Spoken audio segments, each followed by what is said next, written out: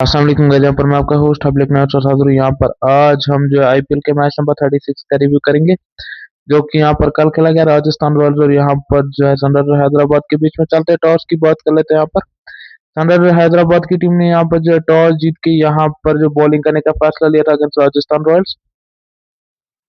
तो यहाँ पर जो राजस्थान रॉयल्स की टीम होती थी यहाँ पर जो बैटिंग करने के लिए राजस्थान रॉयल्स की ओर से यहाँ पर ओपन करने के लिए आए थे यहाँ पर यशस्वी जायसवाल और वैभव सूर्यवंशी। यशस्वी जायसवाल 10 रन बनाकर यहाँ पर आउट हो गए। वैभव सूर्यवंशी 103 रन बनाकर यहाँ पर आउट हो गए। बहुत ही शानदार इनिंग खेली यहाँ पर जो वैभव सूर्यवंशी ने। उसके बाद यहाँ पर जो है ध्रुव जुरैल 51 रन बनाकर यहाँ पर आउट हो गए। बहुत ही शानदार इनिंग खेली यहाँ पर जो है ध्रुव जुरैल ने भी। उसके बाद यहाँ पर कप्तान रियान पराग 7 रन बनाकर यहाँ पर आउट हो गए। डोनोवन फरेरा 33 रन बनाकर यहाँ पर आउट हो गए। सिमरन हेटमायर यहाँ पर 11 रन बनाकर यहाँ पर आउट हो गया। रविंद्र जडेजा यहाँ पर 4 रन बनाकर यहाँ पर नॉट आउट रहे। उसके बाद यहाँ पर जोफ्रा से 2 रन बनाकर यहाँ पर नॉट आउट रहे। इन सब बल्लेबाजों की बदौलत यहाँ पर जो 228 रन पे 6 विकेट गंवा चुकी थी राजस्थान रॉयल्स की टीम 20 ओवर में। 229 रन का पीछा करने के लिए उतरी यहाँ पर जो है सनराइजर हैदराबाद की टीम। सनराइजर हैदराबाद की ओर से यहाँ पर ओपन करने के लिए आए थे यहाँ पर जो ट्रेविस हेड और अभिषेक शर्मा। ट्रेविस हेड यहाँ पर 6 रन बनाकर यहाँ पर आउट हो गए। अभिषेक शर्मा यहाँ पर 57 रन बनाकर यहाँ पर आउट हो गए। बहुत ही शानदार इनिंग खेली यहाँ पर जो अभिषेक शर्मा ने। उसके बाद ईशान किशन 74 रन बनाकर यहाँ पर आउट हो गए। बहुत ही शानदार इनिंग खेली यहाँ पर जो ईशान किशन ने भी। हेनरी क्लासन 29 रन बनाकर यहाँ पर आउट हो गए। नीतीश कुमार रेड्डी 36 रन बनाकर यहाँ पर आउट हो गए। सलील अरोड़ा यहाँ पर 8 रन बनाकर नॉट आउट रहे यहाँ पर। उसके बाद यहाँ पर जो अनिकेत वर्मा 1 रन बनाकर यहाँ पर नॉट आउट रहे।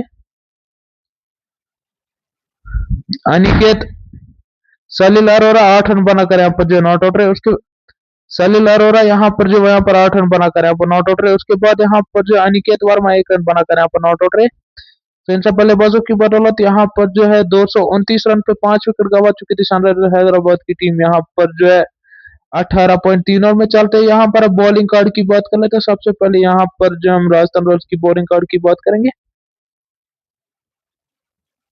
राजस्थान रॉयल्स की ओर से यहाँ पर जो जोफ्रा आर्चर ने 4 ओवर करे, 34 रन और 2 विकेट निकाली। उसके बाद यहाँ पर जो नांद्रे बर्गर 3.3 ओवर में यहाँ पर 50 रन लेकर कोई विकेट हासिल नहीं कर पाए।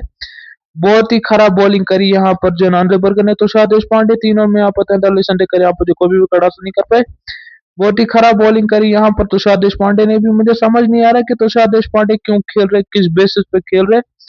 उसके बाद यहाँ पर जो ब्रिजेश शर्मा 4 ओवर में 44 रन देकर 2 विकेट निकाल चुके थे। उसके बाद यहाँ पर कप्तान रियान पराग 1 ओवर में 12 रन देकर यहाँ पर जो कोई भी विकेट हासिल नहीं कर पाए। डोनोवन फरेरा यहाँ पर 1 ओवर में 14 रन देकर 1 विकेट निकाल चुके थे। रवि बिश्नोई यहाँ पर 1 ओवर में 16 रन देकर यहाँ पर जो कोई भी विकेट हासिल नहीं कर पाए। रविंद्र जडेजा 1 ओवर में 11 रन देकर 1 विकेट रविंद्र जडेजा यहाँ पर 1 ओवर में 11 रन देकर कोई भी विकेट हासिल नहीं कर पाए। चलते यहाँ पर सनराइजर हैदराबाद की बॉलिंग कार्ड की बात कर लेते हैं।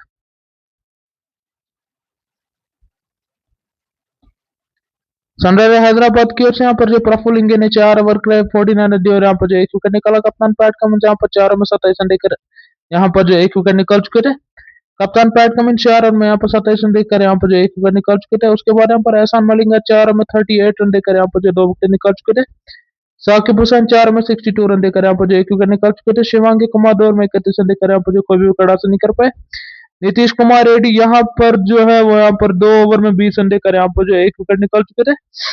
तो चलते हैं यहाँ पर अब बात कर ले तो ओवरऑल इस मैच की। यहाँ पर मैं आपको पिछले मैच में मैं यहाँ पर बोल रहा था कि जो राजस्थान रॉयल्स पिछला मैच जो है यहाँ पर जो है हार के जीत के आ रही थी। उसके बाद जो है जीत से पहले इनको एक और हार मिली थी एसआरएच के अगेंस्ट, और एसआरएच के अगेंस्ट इन्हें बैक टू बैक ये दूसरा मैच हारा है।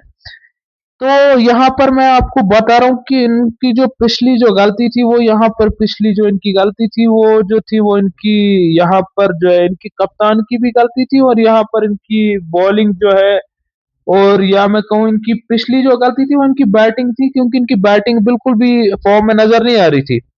लेकिन इस बार इनकी जो है फील्डिंग इतनी लूज फील्डिंग रही और इतनी लूज बॉलिंग रही, मुझे कुछ समझ नहीं आ रहा कि राजस्थान रॉयल्स की टीम कर क्या रही है इस टूर्नामेंट में। राजस्थान रॉयल्स की टीम जो है वो जीतने के लिए उतरी भी है कि नहीं उतरी है, कि ये ऐसे ही खेल रहे हैं। मुझे तो लग रहा है ये एक टाइप की, मुझे लग रहा है कि मैच फिक्सिंग की ये लग रही है, मैच फिक्सिंग वाली चाल लग रही है। क्योंकि अगर राजस्थान रॉयल्स की टीम मैच खेलने के लिए उतरी होती तो यार कुछ तो समझ होता, कप्तान रियान पराग को कुछ तो यार आइडिया होता कि कैसे कप्तानी करनी है, लो स्कोरिंग गेम कैसे बचाने हैं। वैसे लो स्कोरिंग गेम था नहीं। 228 was not enough, but it was chasable target था, लेकिन ये चेज हो नहीं सकता था, क्योंकि अगर एसआरएच की टीम जो है वो यहाँ पर जो है थोड़ा ना डामाडोल हो जाता है एसआरएच की टीम को। लेकिन आप लोगों ने कैचेस इतने छोड़े ना, मैं समझ नहीं पा रहा हूँ कि आप लोगों ने किया क्या। आप कैचेस जानबूझ के ड्रॉप करे, क्या करे, मुझे कुछ समझ नहीं आ रहा है। इतनी मिस फील्डिंग, अगर हम एसआरएच की फील्डिंग देखें तो एसआरएच की fielding as compare to Rajasthan Royals बिल्कुल ठीक रही है।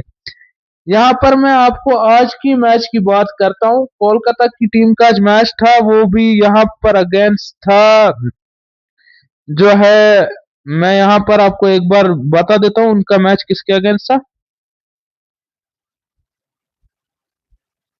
सो कोलकाता का जो मैच था यहाँ पर अगेंस्ट, वो आज यहाँ पर जो है लखनऊ सुपर जायंट्स के अगेंस्ट था। और आप देखो वो मैच सुपर ओवर में गया। सुपर ओवर में कैसे गया, क्योंकि केकेआर ने जिस तरीके की फील्डिंग करी ना आज, उस तरीके की फील्डिंग किसी भी टीम ने नहीं करी है। मैं बोलता हूँ राजस्थान रॉयल्स की टीम अगर उस तरीके की फील्डिंग कल के मैच में कर देती, तो राजस्थान रॉयल्स की टीम जीत के मुकाम पे आ सकती थी। लेकिन इतने कैचेस छोड़ना, ये कोई मतलब ये कोई आम बात तो नहीं है ना। आप इतने कैचेस, आप 228 रन स्कोर कर रहे हो, आपको सोचना चाहिए आप 229 का डिफेंड करना चाहिए आपको, 229। लेकिन you are not going with that position. और मुझे समझ नहीं आ रहा, कप्तान रियान पराग से जब बॉलिंग हो नहीं रही है, तो वो बॉलिंग कर किस बेस पर है, किस बेस पे वो बॉलिंग कर रहे हैं, जब वो विकेट टू विकेट बॉल नहीं डाल सकते। अगर हम बाकी बॉलर्स का भी देखें तो बाकी बॉलर्स का भी यही हाल है।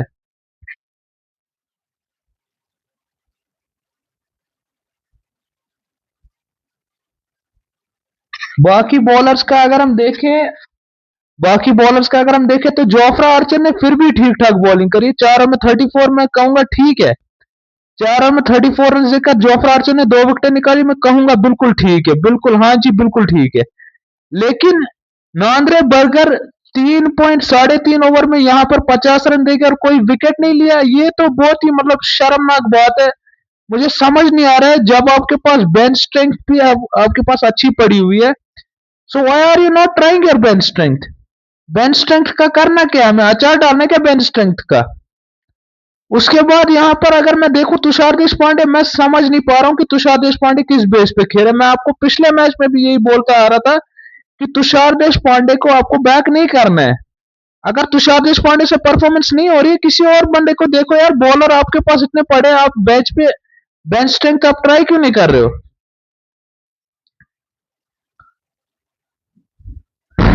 सो मतलब एक चीज है ना कि रियान पराग की जो कप्तानी, वो भी हमें समझ नहीं आ रही। रियान पराग किस बेस पे ओवर करने हैं, वो उससे पहले बैटिंग तो हो नहीं रही है। बैटिंग एक चीज है, बैटिंग उससे हो नहीं रही है। एज ए कैप्टन उससे बैटिंग भी नहीं हो रही है। वो कप्तान किस बात का बना हुआ है, खाली क्या कप्तानी में यहाँ पर आपको सिर्फ कप्तानी फील्डिंग की वजह से, फील्डिंग की बेसिस पे आपको कप्तानी दी गई है। फील्डिंग कैसे लगानी है, मैच कैसे जिताना है, ये किसी ने नहीं सिखाया क्या। ये क्या कोच आके बताएगा कि आपको कैसे मैच जिताना है, क्या करना है, आपको कोच आके बताएगा। आपको कोच आके बोलेगा यार फील्डिंग ऐसे करो, कैच मत ड्रॉप करो। जॉन्टी रोड जैसे बेस्ट फील्डर आपको अगर जॉन्टी रोड्स भी आगे बता देगा ना कि कैसे फील्डिंग करनी है, कैसे कैचेस पकड़ते हैं, तब भी आप लोग जो है अपनी गलती से नहीं सीखोगे। मुझे समझ नहीं आ रहा, आप डोनोवन फरेरा से आपने ओवर कराया, किस बेसिस पे आपने ओवर कराया। आपने रवि बिश्नोई से एक ओवर कराया, रविंद्र जडेजा से आपने एक ओवर कराया। मुझे समझ नहीं आ रहा आप लोगों ने पहले बॉलिंग चेंजेस क्या की हुई है। जोफ्रा से 4 ओवर कराए, चलो समझ में आता है। आपने नांद्रे से 3.5 ओवर कराए, 4.5 ओवर कराए, चलो समझ में आता है। तुषार देश पांडे से आपने 3 ओवर कराए, चलो वो भी समझ में आता है। जब उसको एक ओवर में मार पीट रही थी, तो तब आप लोगों का दिमाग कहाँ था। आपको समझना तो चाहिए ना कि किस किस बेस पे, अगर उसको एक ही ओवर में मार पीट गई, तो उसको एक ओवर के बाद ओवर नहीं देना चाहिए था।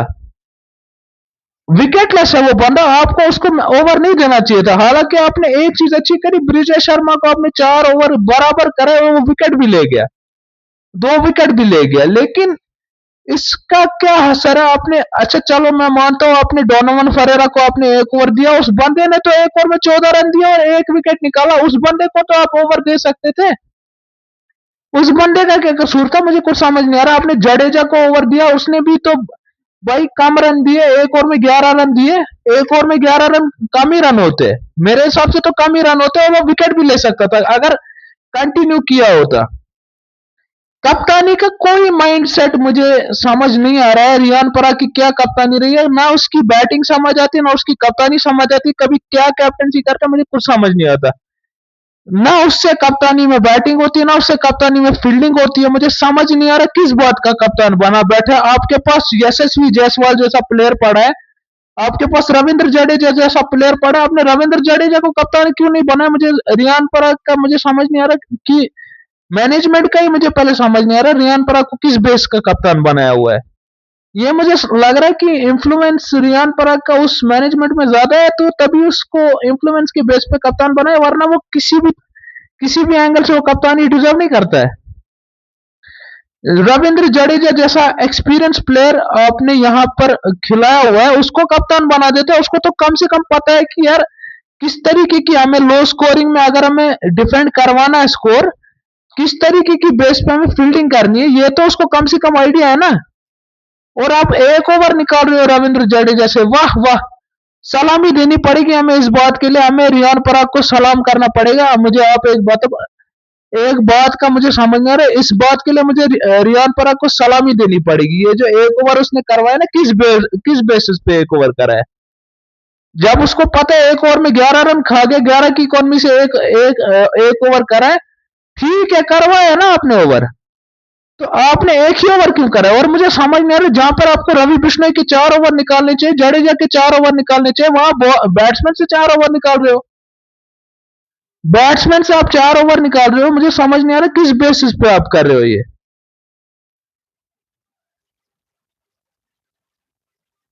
किस बेसिस पे आप, मुझे समझ नहीं आ रहा आप किस बेसिस पे यहाँ पर रियान पराग किस बेसिस पे यहाँ पर कप्तानी करे, मुझे कुछ भी समझ नहीं आ रहा है।